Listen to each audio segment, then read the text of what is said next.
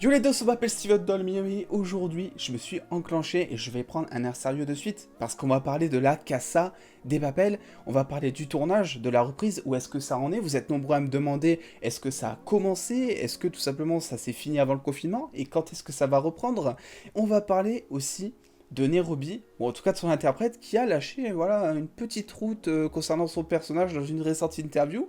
Je viens de la voir, c'est sorti il y a genre 3 jours, un truc comme ça. Je viens tout juste de la voir, donc je vais vous partager tout ça, évidemment. Mais avant de commencer, il faut qu'on mette quelque chose au clair de suite. Tous les jours en commentaire, il y a des gens sur mes anciennes vidéos Casa des Papel qui me disent on dit Casa des Papel, mais pas du tout. En espagnol, le S se dit se.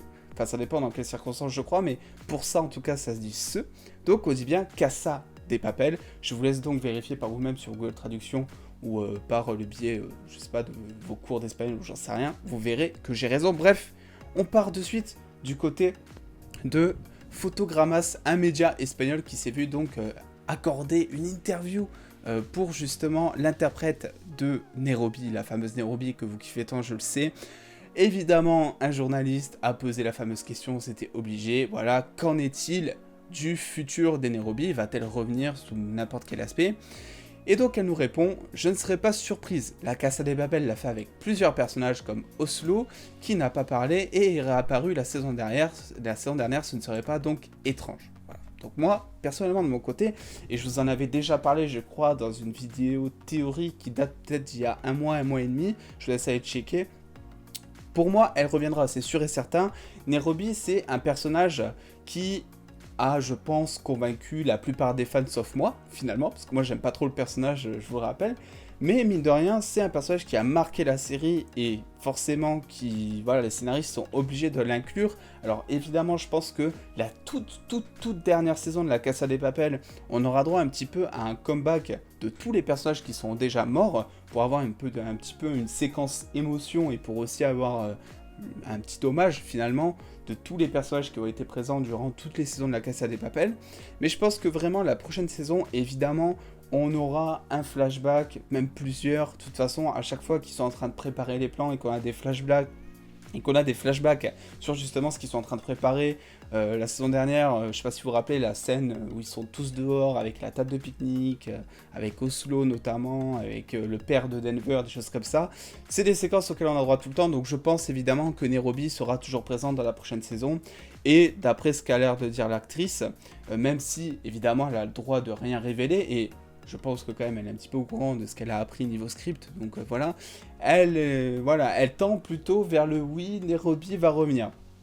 Voilà, je vous laisse théoriser là-dessus. Perso, je pense que le seul moyen de la faire revenir, on n'est pas dans Harry Potter ou je sais pas quoi, on va pas la faire ressusciter, c'est effectivement ces flashbacks, sauf si, peut-être, je ne sais pas, elle réapparaît en mode fantôme, ou un truc comme ça, ou en tout cas en mode hallucination, ça pourrait être cool aussi. Tokyo, d'un coup, je sais pas, il est atteint de démence, ou Enfin, elle est atteinte de démence et Rio est atteint de démence, ou... Bon, c'est what the fuck, hein, mais c'est vraiment un délire, ça peut très bien se jouer comme ça aussi. Je pense que ça sera plus sous forme de flashback, en tout cas. Bref, je voulais aussi vous parler du tournage. Où est-ce que ça en est? Parce que vous avez été nombreux à me dire est-ce que ça a repris, où est-ce que ça en est, blabla, tout ça. Et personnellement, j'ai eu beaucoup de mal à trouver les informations que je vais vous dire parce que le problème avec la Casa des Papel, et notamment sur sa prochaine saison, c'est que rien n'est officiel entre guillemets. Je vous rappelle que pour l'officialisation de la prochaine saison, Netflix n'a toujours rien officialisé en public et que c'est pour ça finalement qu'il y a autant de personnes qui ne savent toujours pas s'il y aura tout simplement une prochaine saison.